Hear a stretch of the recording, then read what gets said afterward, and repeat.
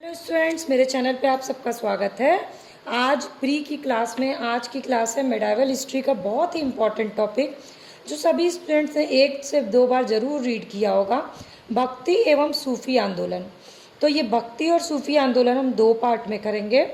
मैं हर बार की तरफ फिर से आपको बता दूं कि मेरे पढ़ाने का तरीका वही होगा। सबसे पहले मैं पूरे टॉपिक को कवर कर रही हूँ बैक ईयर क्वेश्चन के कीवर्ड्स उठा करके। कीवर्ड्स वो होते हैं जिनसे बार बार क्वेश्चन पूछे जाते हैं। उन कीवर्ड्स के आधार पर बैक ईयर क्वेश्चन से मैंने कीवर्ड्स निकाले और उसमें क्या नए क्वेश्चन बन सकते हैं, यानी कि फॉरवर्ड लिंक क्वेश्चन क्या बन सकते हैं वो बताऊंगी। साथ ही साथ एनसीईआरटी की किताब खत्म कर रही हूँ, यानी एनसीईआरटी का ये टॉपिक कवर करवाऊंगी, भक्ति आंदोलन सूफी आंदोलन। और इसके अलावा दो बुक्स है, इस बुक में है इम्तियाज़ अहमद और सतीश चंद्रा। तो इस तरह से आपका एक टॉपिक 15 मिनट में कंप्लीट हो जाएगा। किसी भी तरह की प्रारंभिक परीक्षा की अगर आप तैयारी कर रहे हैं तो ये सारी जो 15 मिनट की वीडियो सीरीज चल रही है उसको देखिएगा तो आपका पूरा जीएस तैयार हो जाएगा। जीएस में मैं फिर से आपको बता दूं, जो लोग पहली बार ये वीडियो देख रहे हैं उनको पता होना चाहिए कि जीएस में मैं ancient, medieval, modern, economics, polity, Indian geography, world geography, environment और करंट अफेयर्स के साथ ये सारे टॉपिक्स के साथ में 15-15 मिनट की वीडियो की क्लास रोज लेती हूँ। तो इसकी लिंक मैंने आपको डिस्क्रिप्शन बॉक्स में दी हुई है, उस पर क्लिक करके आप पूरी class regular free of cost attend कर सकते हैं। सिर्फ आपको करना क्या है कि चैनल के सब्सक्राइब बटन को क्लिक कर लेना है, बिल्कुल फ्री ऑफ कॉस्ट है। आपको उसको क्लिक करिए अगर वो रेड कलर का दिख रहा है तो, और आपको रोज़ की क्लास की अपडेशन आपके नोटिफिकेशन उसमें आ जाएगी। तो चलिए शुरू करते हैं आज का टॉपिक, भक्ति आंदोलन। चलिए, तो पहला कीवर्ड खुद में ही है भक्ति आंदोलन। लेकिन भक्ति आंदोलन के किन किन कीवर्ड से क्वेश्चन पूछे गए इसको पढ़ के आपको समझ में आ जाएगा कि आपने ये सारे वर्ड सुने होंगे, क्योंकि बार बार किसी भी प्रारंभिक परीक्षा में इन्हीं वर्ड से क्वेश्चन पूछा जाता है।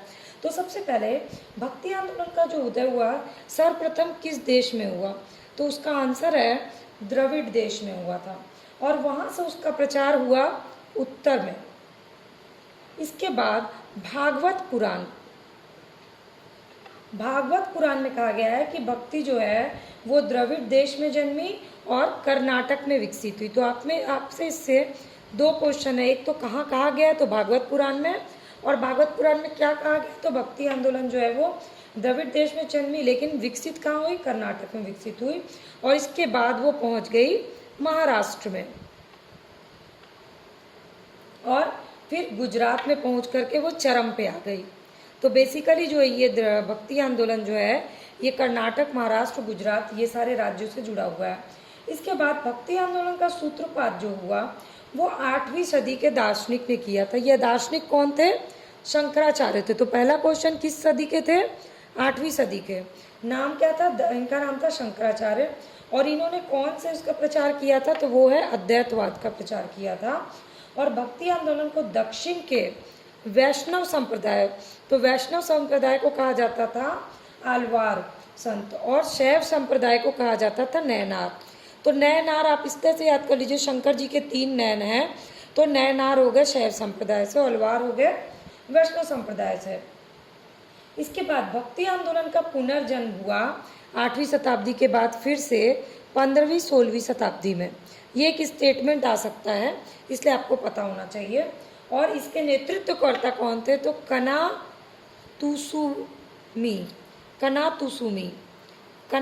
मतलब कबीरदास, नानक, तुलसी, सूरदास, मीराबाई, ये लोग भक्ति आंदोलन से जुड़े 15वीं-16वीं शताब्दी में।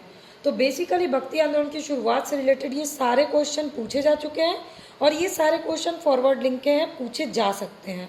इसके साथ ही मैंने आपको एनसीईआरटी भी बता दिया और बाकी 2 किताबों से भी जो भी फैक्ट है वो कलेक्ट करके आपको बता दिया। अब चलिए बढ़ते हैं आगे।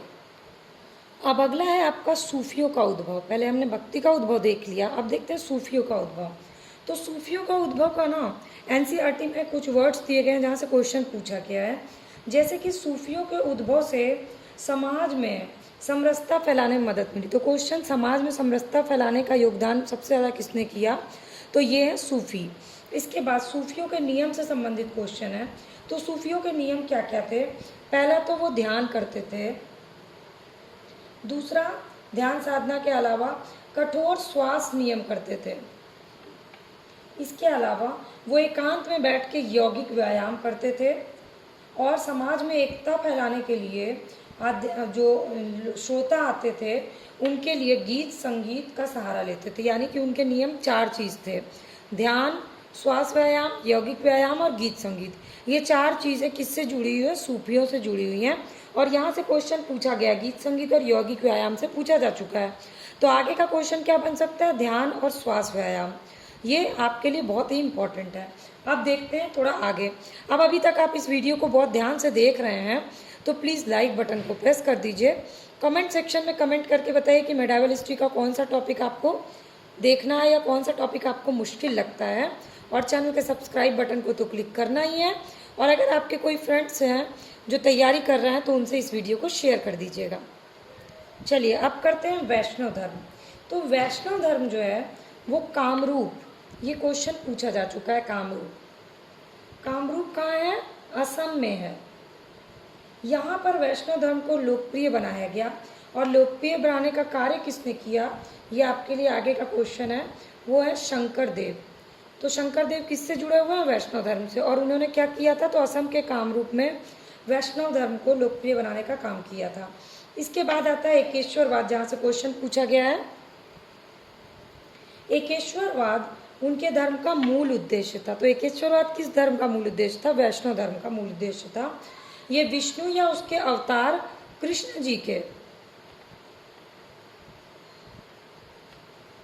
कृष्ण को अपना अभिष्ट मानते थे। और इन्होंने क्या किया? एक नए संप्रदाय की स्थापना की, जो कि फॉरवर्ड लिंक का क्वेश्चन है।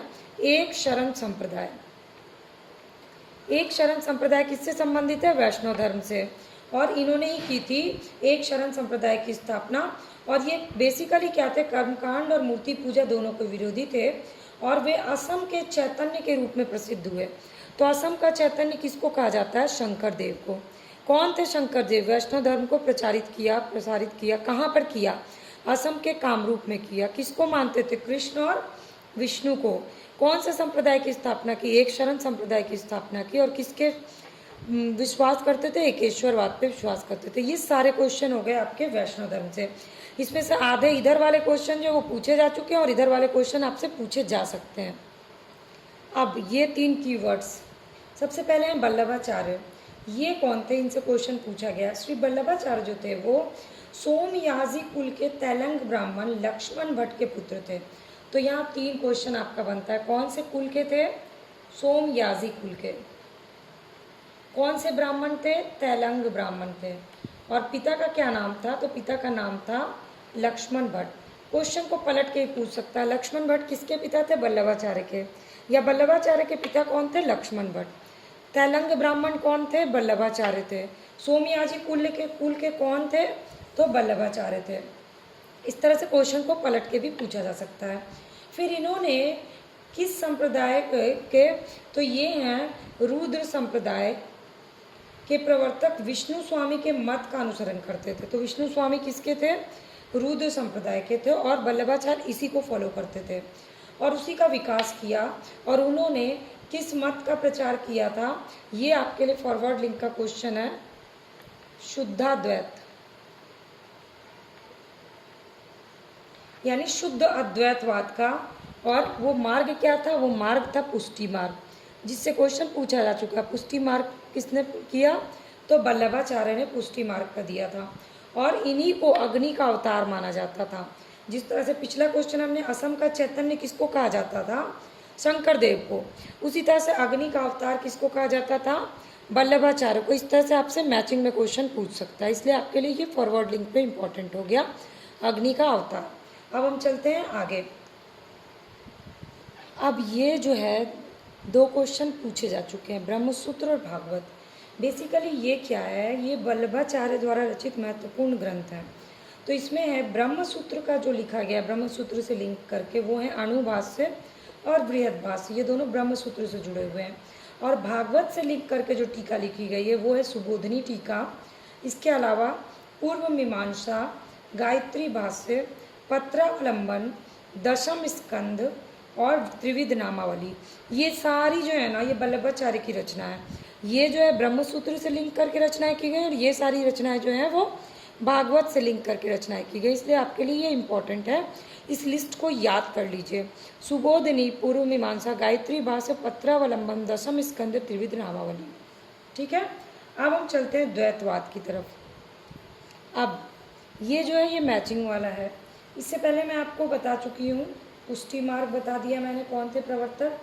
इसके अलावा एकेश्वरवाद के कौन थे प्रवर्तक, 2 हमने कर लिया। एक शरण संप्रदाय कर लिया। अब कुछ और हैं, जैसे कि द्वैतवाद के कौन थे प्रवर्तक, ये थे माधवाचार्य। इसके बाद विशिष्ट द्वैतवाद के, तो राम जी को विशिष्ट मान के कोड बना लीजिए। तो रामानुजाचार्य विशिष्ट थे, माधव जी जो वो द्वैत थे, और डबल यानी द्वैताद्वैत थे निम्बकाचार्य। ये मैचिंग में आता है। अब इसमें आपका फॉरवर्ड लिंक क्वेश्चन बनता है, सनक संप्रदाय से कौन संबंधित था, तो निम्बकाचार्य जो थे वो सनक संप्रदाय से संबंधित थे। इसके अलावा उत्तर भारत में रामानंद भक्ति आंदोलन के प्रवर्तक माने जाते हैं। तो रामानंद कौन थे, उत्तर भारत में भक्ति आंदोलन का प्रवर्तक। इनका जन्म कब हुआ था, 1299 में। कहाँ हुआ था, प्रयाग, कान्यकुज ब्राह्मण परिवार में। और ये क्या करते थे, शगुन ईश्वर में विश्वास करते थे, मतलब ईश्वर का रूप मानते थे। और इन्होंने अपने संदेश का प्रचार जो है वो हिंदी में किया था, इसलिए रामानंद आपके लिए इसलिए इम्पोर्टेंट है। रामानंद से रिलेटेड ये 5 क्वेश्चन आपके लिए इम्पॉर्टेंट है। अब हम लोग करेंगे कबीरदास, जो कि और ज़्यादा इम्पोर्टेंट है। तो ये आपके हो गए। जैसे ही 15 मिनट होगा, मैं 15 मिनट में इस वीडियो को पॉज कर दूंगी और फिर इसके सेकंड पार्ट को मैं अगले वीडियो में पोस्ट करूंगी, ताकि आप लोगों के ऊपर इन कहानियों का फैक्ट का ओवरडोज ना हो। 15 मिनट में जितना याद कर सकते हो उतना याद करिए। अब है कबीरदास जी, हिंदी में भी बहुत इम्पॉर्टेंट और इसमें हिस्ट्री में भी बहुत इम्पॉर्टेंट। कैसे, तो सबसे पहले देखते हैं कबीरदास जी का जन्म 1398 और मृत्यु 1518 ईस्वी में। कबीरदास जी जो है वो रामानंद के 12 शिष्यों में से एक माने जाते हैं। ये क्वेश्चन पूछा जा चुका है। उनके जन्म के बारे में बताया जाता है कि बनारस में उनका एक किसी विधवा ब्राह्मणी के गर्भ से जन्म लिए थे, जबकि इनका पालन पोषण किया था नीरू और नीमा ने, जो कि एक जुलाहा दंपत्ति थे। और इन्होंने जो लिखा संग्रह किया अपने उपदेशों का, उसको कहा जाता है बीजक, जो इनके संतों ने इनके उपदेशों का संग्रह किया था। इसके अलावा सबद, साखी और रामायणी किसका संग्रह है, ये कबीरदास के उपदेशों, उनकी रचनाएं हैं, सबद, साखी और रामायणी। पर इसमें आपका फॉरवर्ड लिंक का क्वेश्चन क्या बनता है, धर्मदास। धर्मदास के साथ उनके संवाद का संकलन किसमें किया गया है, तो अमर मूल में। ये 2 आपके लिए फॉरवर्ड लिंक के क्वेश्चन है। ठीक है, तो ये हो गया आपका कबीरदास से रिलेटेड पूछे गए क्वेश्चन और पूछे जा सकने वाले क्वेश्चन। 2 लोग और इम्पॉर्टेंट है, मलुकदास और घासीदास। मलुकदास, इनका जन्म हुआ था सुंदरदास खत्री के घर पे। इनके पिता का नाम था सुंदरदास खत्री। 1574 में जन्म हुआ और कड़ा यानी कि कौशाम्बी जिला जो अभी है वहाँ पर हुआ था। ये थोड़ा सा इम्पोर्टेंट है आपके लिए।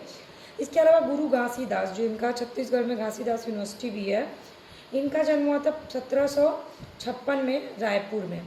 ठीक, ये दोनों लोग आपके लिए इम्पोर्टेंट है थोड़ा सा।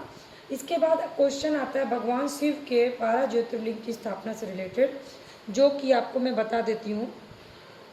केदारनाथ, विश्वनाथ, वैद्यनाथ, महाकालेश्वर, ओंकारेश्वर, नागेश्वर, सोमनाथ, त्र्यंबकेश्वर, कृष्णेश्वर, भीमशंकर, मल्लिकार्जुन स्वामी और रामेश्वरम। ये 12 तीर्थ ज्योतिर्लिंग की स्थापना है शंकर जी से संबंधित। इससे क्वेश्चन पूछे गए, इसलिए आपको इसका नाम याद होना चाहिए। अब है गुरु नानक जी, जहाँ से बहुत बार क्वेश्चन पूछा गया है। तो गुरु नानक से पहला तो क्वेश्चन बनता है उनका जन्म कब हुआ था, 1469 में, जो पूछा गया है। अब अगला क्वेश्चन हो सकता है कहाँ हुआ था, तो तलवंडी में हुआ था। और तलवंडी को अभी जाना जाता है किस नाम से, ये आपके लिए इम्पॉर्टेंट है। अभी जाना जाता है ननकाना साहब के नाम से तलवंडी को। ये हो गया फॉरवर्ड लिंक क्वेश्चन। और ये जो है पश्चिमी पंजाब के शेखपुरा ज़िले में, जो कि पाकिस्तान में है, वहाँ स्थित है। इसके बाद गुरु नानक की मृत्यु कब हुई, 1539। क्वेश्चन पूछा गया है, लेकिन कहाँ हुई, तो इस आगे का क्वेश्चन बन सकता है डेरा बाबा। अब ये डेरा बाबा नामक स्थान आपके लिए इम्पोर्टेंट हो गया। इसके बाद गुरु नानक ने किस धर्म की स्थापना की, सभी को पता है, सिख धर्म की स्थापना की। लेकिन आगे का क्वेश्चन किसके समय में की थी? तो सिकंदर लोदी के समय में की थी। ये आगे का क्वेश्चन बन गया। इसके बाद गुरु नानक ने एकेश्वरवाद को विश्वास करते थे और निर्गुण ब्रह्मा की उपासना पर बल देते थे। इससे क्वेश्चन पूछा जा चुका है, ये दोनों क्वेश्चन। लेकिन गुरु नानक का कहना था कि ईश्वर व्यक्ति के गुणों को जानता है, वो उसकी जाति के बारे में नहीं पूछता, क्योंकि दूसरे लोक में कोई जाति नहीं है। गुरु नानक ने गुरु का लंगर नाम से एक सामुदायिक रसोई की शुरुआत की थी। तो ये जो लंगर चलता है ना, ये शुरू किया था गुरु नानक ने। और उनके अनुयायी जो होते थे वो किसी भी जाति पर ध्यान दिए बिना सबको खाना खिलाते थे, और आज भी ये परंपरा चल रही है, लंगर प्रथा। तो गुरु नानक से सारे इंपॉर्टेंट क्वेश्चन जो पूछे गए हैं, सारे इंपॉर्टेंट क्वेश्चन जो पूछे जा सकते हैं, उसके साथ आपका गुरु नानक टॉपिक खत्म। अब चलते हैं मीराबाई की तरफ। अब बस मीराबाई करेंगे और 15 मिनट की वीडियो कंप्लीट। तो मीराबाई मेड़ता के रतन सिंह राठौर की इकलौती पुत्री थी। मेड़ता की थी। इनका जन्म 1498 में हुआ। मेड़ता के ही कुदकी नामक ग्राम में हुआ था। तो कुदकी इम्पोर्टेंट है। और इनका विवाह उदयपुर के प्रसिद्ध राजा राणा सांगा के बड़े बेटे युवराज भोजराज से हुआ था। ये आपका मीराबाई से रिलेटेड इंपॉर्टेंट क्वेश्चन है। ये हो गया भक्ति आंदोलन का पार्ट 1 आज कंप्लीट। और इसके बाद हम लोग करेंगे पार्ट 2 आगे का। हो सकता है इसको 3 पार्ट में भी करना पड़े, मैं कोशिश करूंगी 2 पार्ट में खत्म करवा दूं। अब आपको जो मैंने आप ही कंप्लीट कराया उसको बैठ के क्वेश्चन जाके सॉल्व करिए। आप देखिएगा कि आप सारे क्वेश्चन बहुत ही ईजिली सॉल्व कर ले रहे हैं। तो चलिए अगली वीडियो अब फिर से हाजिर होगी, 15 मिनट की वीडियो। तब तक आप मेरी पुरानी वीडियोज़ जो है, जिसकी लिंक मैंने डिस्क्रिप्शन बॉक्स में दी है, उसमें सारी क्लासेस को देख लीजिए।